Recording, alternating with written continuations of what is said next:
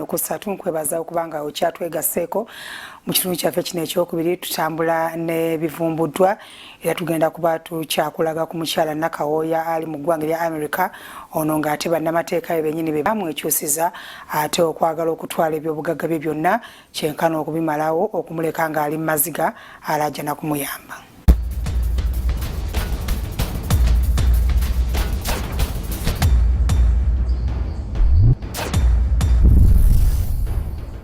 Haj Muhammad Kigondo ku kyalo Rwesa kyakulembera bamukazi akolya nnyumba ya kyuma olw'engeri ey'obukambwe gyakwasiganyamu abamenyi b'amateeka. Ono era yatwala ekitundu Immaculate Nakawooya mwali n'amayumba g'abapangisa n'ettaka.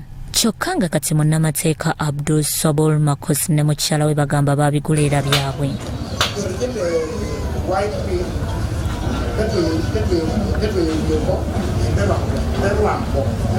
Okugenda mu zooni ya Rwesa twagadde tumanye ekituufu ku bintu bya Nakawooya mu kitundu ekyo. Chairman, bino kiki obimanyiiko? Ebintu bya Nakawooya, in fact property eri mu Rwesa mbadde ngimanyi okumala ebbanga nti ya Nakawooya, naye nga ye mukyala wange aliddewa ebweru, naye ekituufu sisinkanangako naye kumulabako, naye nga mbadde manyi nannyini property yali luddawa ali bweru, naye nga zaafuna ba caretakers ab'enjawulo, ba caretaker nga babeerawo awo nomanya nti yalabirira enju ezo yasolooza mumani era nga batera okujja mu ofisi nga baleese ki emisango naddala ku bapangisa baganya kukola ki okusasula. Wali omuvubuka abaddawo mabegaawe yali atera okulimaanimu ebikajjo, kati ne bamukyusa ne bateekawo omuvubuka omulala. Naye kati omuvubuka oyo bw'abadde nga waali nze mabegakaawo mweno rigimu yange nga amaze okufuuka chairman, nemputandika okuwulira rumors ezigamba nti abo baakola ki baatundawo. Awo tutandise ekinyusi ku nsonga z'amayumba ga Nakawooya Rwesa. Okimanyi nti wakati mu kusoberwa okubuzaabuzibwa ko n'okutiisibwatiisibwa okutwala ebyobugagga bwe, Nakawooya balooya be baamuwaliriza okukwata akatambi ng'akkiriza era ng'alaga nga bw'aguzizza munnamateeka Sobolo ekifo ekyo ku bukadde 10. Vulugo mu bino byonna tujja kumubalaga.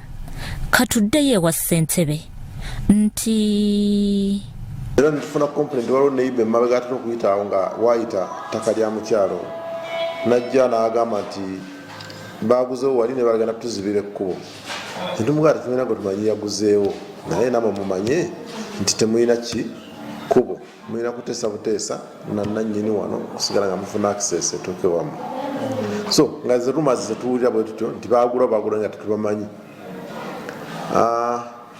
Naye abantu abatera okukola ebintu ebibatera okukolera mu balooya naddala nga bakola ebintu ebitali makubo matuufu tasitajja mwerosi bakolera nnyo mu balooya. Kyogamba ekiseera ekyo Kanso Sobolo n'omu ku bakyala be bwe bali mu byerweza nga tobamanyi. Era yunuranga ezze egenda kukola flyover ku lugundi ku Munyonyo Spa.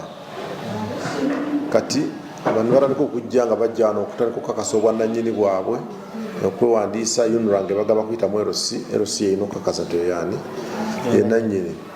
Mba ndi awo niwajja wano omwami omu n'omukyala nibajja banneyanjulira nti bebaagula awo kati baagala okukola gonde magale nze sibamanyi kuba nalabo nali sibalabangako nembaga sibamanyi nti mulinawo ekifo awo era sisobola balikomendinga mu nsonga yonna. Kati omwami n'akonekitinga looya Nalukoola n'amumpa wano ku ssimu. Chairman Simba wakati awo ogambye ani? Looya Nalukoola munnamateeka ono ye yaddira Samuel Okiti mu bigere. Kyokka era ebibatabula ne Nakawooya nsonga za kifo ky'e Rwesa. Vulugo n'ebibuuzo bingi ebiri ku ngeri munnamateeka ow'amaanyi Nalukoola gye yakwatamu ensonga za client we Nakawooya. Nayo tulituukayo. Cheya Nalukoola akugamba ki olwo? Nti yero yawaani ow'omukyala era nangamba property y'abano baakola ki baagigula kati. Kakati bano nimbagamba era mujje mundetera ku biwandiiko ebyo nkole ki baali bazze kuolwo nga tebabirina then ne batuleeterako wano ku gundi yaabwe. Simanyi ndoza Vice yalina gundi ekopi n'atuleetera wano kopi yaabwe nga bakoze eki nga batulaga nti baagula ekifo. Then olwokuba waliwo exercise yali etambula ey'ennankani nga ye baleese okujja kwerosi otherwise bali sibakujja kati kwe kubagamba okutandika process eyo omwami oba Yishaburu yagambe yagula kati ne bajja ne batandika okukola gundi eyo era bonataka ngasindika mukyala omwami agandi akolera wala kati mukyala nga gwasindika wano najja batambuza gundi yayonura eyo kati mba ndi awo atuluvanyuma kwekuwulira amawulire bagamba nti omukyala nanyini kizimbe ekyo bamubba ebintu nti omukyala yalwala balooya be ne beekobaana ne bamubba. Obiwulidde haki ya Swabulu bwe bakwasaganyamu ensonga z'ebintu naddala ebya Nakawooya naye tugenda kugibalagako kubanga mu kiseera kino yasolooza mu mayumba gano ono ddala gwe yagulira ereza oba gwe tuwulira ali mu bye banyaga ekigo. Nze mbasiibudde bya Robert Mutebi ne Yassine Kikoyo, Crystal TV Omunnyo.